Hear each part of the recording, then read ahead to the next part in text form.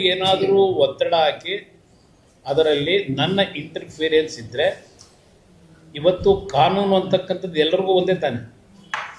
ಹಲವಾರು ರೈತರು ಭೂಮಿನ ಏಕಾಏಕಿ ಬುಲ್ಡೋಸ್ ಮಾಡಿದಾರಲ್ಲ, 10 ವರ್ಷ 15 ವರ್ಷ ಮಾವಿನ ಗಿಡ ತೆಂಗಿನ ಗಿಡ ಹಾಕ್ತಾರೆ.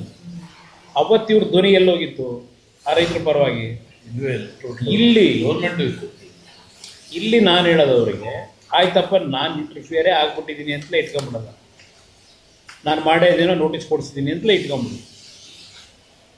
ಕಾನೂನು ಎಲ್ರಿಗೂ ಒಂದೇ ತಾನೆ, ಕೋರ್ಟ್ ಇಲ್ವಾ? ಅವರು ಪ್ರಾಮಾಣಿಕವಾಗಿ ಅಲ್ಲಿ 1 ಇಂಚು ಭೂಮಿಯನ್ನು ಇವತ್ತು ಅರಣ್ಯ ಇಲಾಖೆಗೆ ಸಂಬಂಧಪಟ್ಟಂಥ ಭೂಮಿಯನ್ನು ಒತ್ತುವರಿ ಮಾಡ್ಕೊಳ್ಳದೆ ಇದ್ದರೆ ಯಾಕೆ ಹೆದರಬೇಕು? ಪ್ರಾಮಾಣಿಕತೆ ಇದ್ದರೆ. ಇದು ಹೋರಾಟ ನೆನ್ನೆ ನಾನು ಮಂತ್ರಿ ಆದಮೇಲೆ ನಡೀತಿಲ್ಲ, ಇದು ಎಷ್ಟು ವರ್ಷದಿಂದ ನಡೀತಾ ಇದೆ. ಆಗೇನು ನಾನೇನು ಮಾಡಿದ್ದೆ? ಒಂದು ನಿಮಿಷ, ನಾನು ನೋಟಿಸ್ ಮುಖ್ಯಮಂತ್ರಿ ಆಗಿದ್ದಾಗ ಕೊಟ್ಟಿದ್ದೀನೋ ಇಲ್ಲ ಕೇಂದ್ರ ಸರ್ಕಾರದಲ್ಲಿ ಮಾಡಿದ್ದೀನೋ ಅದೆಲ್ಲ ಒಂದು ಭಾಗ. ನಿಮ್ಮಲ್ಲಿ ಸರಿಯಾದ ದಾಖಲೆಗಳಿದ್ರೆ, ನೀವು ಅರಣ್ಯ ಭೂಮಿಯನ್ನು ಒತ್ತುವರಿ ಮಾಡದೇ ಇದ್ದರೆ ಯಾಕೆ ಹೆದರ್ಕೋಬೇಕು? ನನ್ನ ಮೇಲೆ ಯಾಕೆ ದೂರಬೇಕು ಅವರು? ಈಗ ಉದಾಹರಣೆ ನನ್ನ ಮೇಲೇನೆ 1983-84 ಖರೀದಿ ಮಾಡಿದ ಭೂಮಿ. 1983 ನಾನು ರಾಜಕಾರಣಕ್ಕೆ ಬರೋದಕ್ಕಿಂತ ಮುಂಚೆ ಯಾವುದೋ ಸಿನಿಮಾ ಹಂಚಿಕೆದಾರ ಇದ್ದೆ. ಅಲ್ಲಿ ನನಗೆ ಅದು ಎಂಥದ್ದು SIT ಮಾಡಿಬಿಟ್ರಲ್ಲ,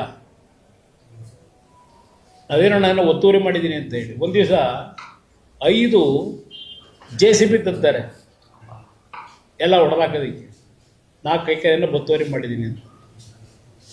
ನನಗಿನ್ನೂ 4 ಎಕರೆ ಖರೀದಿ ಮಾಡಿದ್ದೀನಲ್ಲ ಭೂಮಿ, ದನದ ಪತ್ರ ಇದೆಯಲ್ಲ, ಅದಕ್ಕಿನ್ನೂ 4 ಎಕರೆ ಶಾರ್ಟೇಜ್ ಇದೆ. ಅಲ್ಲಿ ನನಗೆ ಏನೇನು ಹಿಂಸೆ ಕೊಟ್ಟಿದ್ದೀರಿ, ಯಾವ ಥರ ಹಿಂಸೆ ಕೊಟ್ಟು? ನಾನು ಅರಣ್ಯ ಭೂಮಿ ತಗೊಂಡಿಲ್ಲ.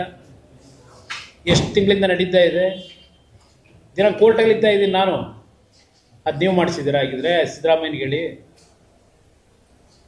SIT ಮೊದಲನೇ ಬಾರಿಗೆ ಅದೇನು ಈ ರಾಜ್ಯದಲ್ಲಿ SIT ಅದೇನು ಭಾಳ ಫೇಮಸ್. ಅದು ಪ್ರಥಮ ಬಾರಿಗೆ ನಾನು ಸ್ವಂತ ಬೆವರು ಸುರಿಸಿ ಸಂಪಾದನೆ ಮಾಡ್ತಾಳೆ. ಇವ್ರ ಥರ ಹಗಲು ದರೋಡೆ ಮಾಡಿ ಹಣ ಇಟ್ಕೊಂಡು ಜಮೀನು ತಗೊಂಡಿದ್ದಲ್ಲ. ಅದು ಚಿತ್ರದ ಹಂಚಿಕೆದಾರನಾಗಿ ಪ್ರತಿನಿತ್ಯ ಅಲ್ಲಿ ಏನು ಕಲೆಕ್ಷನ್ ಬರೋದು ತಂದು ಒಂದು ರೈತನ ಮಕ್ಕಳು, ನಾವು ರೈತರ ಭೂಮಿ ಇಟ್ಕೋಬೇಕು ಅಂತೇಳಿ ಪ್ರಾಮಾಣಿಕವಾಗಿ ತಗೊಂಡು ಭೂಮಿನ ನನಗೆ ಎಷ್ಟು ಹಿಂಸೆ ಕೊಟ್ಟಿದ್ದೀರಿ. ಈಗ ನಾನಾಗಂತ ಹೇಳಿದ್ದೀನ? ಇಲ್ಲಿವರೆಗೆ ಕೋರ್ಟ್ ಇದೆ, ಕಾನೂನಿದೆ, ನಡೀತದೆ ಚರ್ಚೆ.